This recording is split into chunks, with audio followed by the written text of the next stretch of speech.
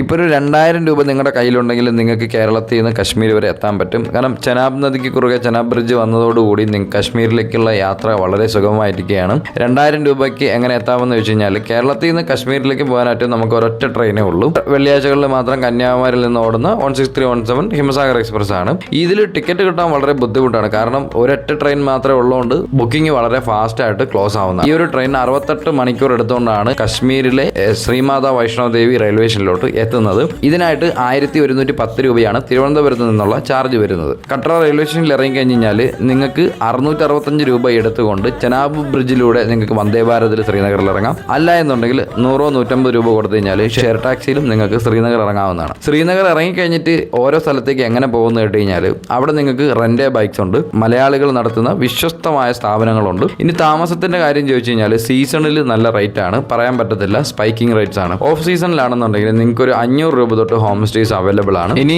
ഫുഡിന്റെ കാര്യം നോക്കുകയാണെങ്കിൽ ഒരാൾക്കൊരു 300 to 400 രൂപയ്ക്കകത്തെ പെർ ഡേ ഫുഡിനാവുന്നുള്ളൂ. അപ്പോൾ ഇനി ഈ ഒരു വീഡിയോ ആർക്ക് ഷെയർ ചെയ്യണമെന്ന് ഞാൻ പറയണ്ടല്ലോ.